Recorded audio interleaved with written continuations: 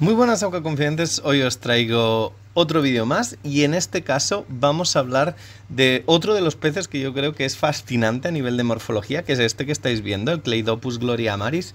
Es un pez de la familia de los monocéntridos. La familia monocéntridos es una familia que tiene muy poquitas especies y entre ellas están los peces piña. En concreto este que estáis viendo es el pez piña australiano, pero es que hay un pez piña japonés, el Monocentris japonica, y también hay uno chileno y de Nueva Zelanda, el Monocentris redii. Sería el chileno y el Monocentris neozelandicus sería el de Nueva Zelanda. Son peces piña que se parecen muchísimo, pero tienen variaciones a la hora de las escamas o a la hora de la estructura, ¿no? Este pez se conoce como pez piña, en este caso australiano, pero también se le puede conocer como pez caballero por esa armadura que llevan, pez cota de malla porque esas rayas negras parecen como una malla, o pez lámpara de babor y estribor porque tienen bioluminiscencia, tienen unos órganos bioluminescentes que luego hablaremos de ellos en la parte de la cabeza. Dicho todo esto, el descubridor fue de Vis en 1882 y la distribución geográfica en este caso sería bastante amplia, a pesar de que está enclavado mayoritariamente desde el sur de Japón hasta Australia, pero también lo encontramos en algunas partes del Indo-Pacífico occidental. Incluso lo podemos encontrar en algunas zonas del Mar Rojo y la costa africana y en las islas del Pacífico. El hábitat es de 6 a 200 metros de profundidad, es un pez que suele vivir donde hay muy poquita iluminación y de ahí que se haya adaptado a la oscuridad. Y también el lugar en el cual lo vamos a encontrar son cuevas o zonas rocosas, en huecos rocosos de paredes de acantilado de las zonas finales del arrecife, ¿no?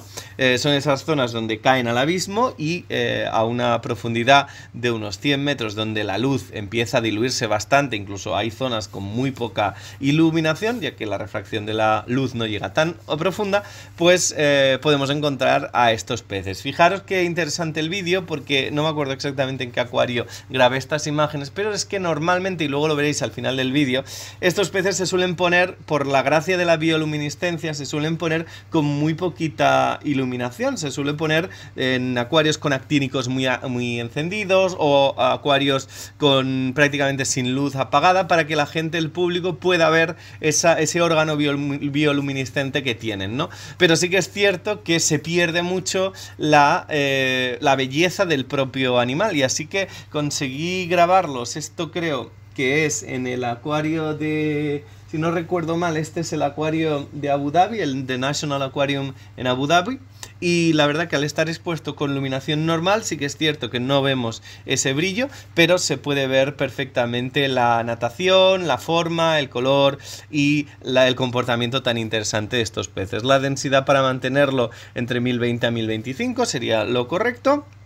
La temperatura para mantenerlo entre 20 a 25 grados, siendo lo normal 23, 24, 25 grados, son animales tropicales. Y el tamaño máximo, tener en cuenta que este animal puede crecer incluso pasando los 20 centímetros, por lo tanto es un animal bastante grande, que además tiene una dieta carnívora, es decir, usa esos puntos en la naturaleza luminiscentes para que en la oscuridad, al producirse esa luz, atraiga a pequeños camarones, zooplancton, pequeñas gambas, etcétera, y con eso luego los depreda, ¿no? Y entonces, al ser unos peces que están acostumbrados a ese movimiento, a cazar animales vivos, pues sí que es cierto que en cautividad tenemos que proporcionarle, pues, Daphnia, tenemos que Artemia, tenemos que proporcionarle Gamarus vivos, tenemos que proporcionarle krill vivo. Entonces esa sería la forma correcta de alimentarlo, ¿no? Con alimento vivo, que es como mejor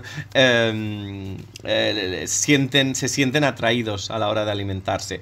Y también lo podemos aclimatar, y lo he visto en muy poquitos acuarios, alimento seco. Sí que es cierto que es un proceso de adaptación, pero lo he visto que estos peces en algunos acuarios lo consiguen alimentar con alimento seco, aunque es bastante difícil. Siempre que ahí lo estáis viendo como han tirado un trocito de camarón, y sí que es cierto que van a comerlos, pero hay que aclimatarlos primero cuando llegan, ya que vienen de la naturaleza con alimento vivo, ¿no? Pero ya habéis visto ahí el trocito de camarón, cómo se lo han comido perfectamente. Muchas veces hay ejemplares que lo curiosean, pero que no se la acaban de comer.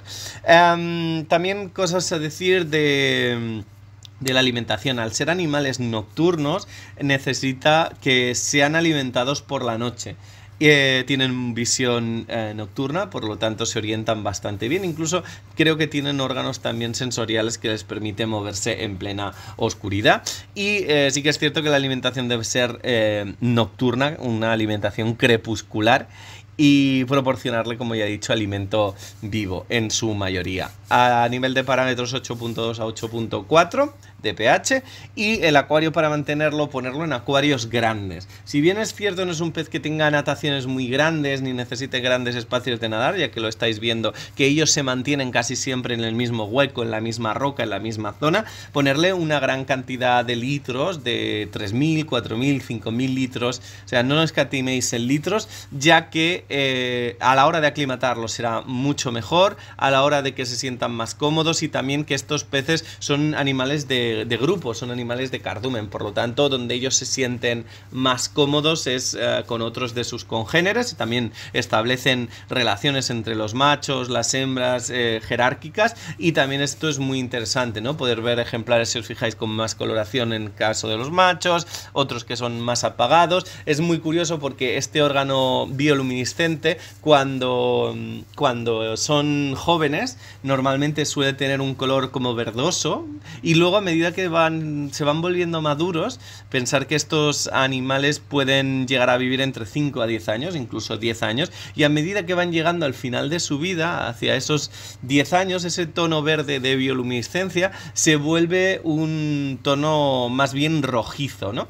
Y entonces es como súper interesante, ¿no? Porque es un indicador que nos indica la edad que tiene el animal.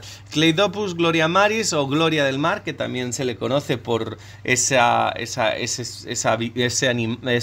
aspecto tan como mitológico, tan mágico, es un animal que también a día de hoy le afecta mucho la contaminación, la pesca en su hábitat, la pérdida de hábitat, y eso también hace que cada vez estos ejemplares se sientan más amenazados, y hace que intentar preservar a estos animales pues también sea una tarea ardua, a pesar de que es preocupación menor, es decir, están enclavados como preocupación menor.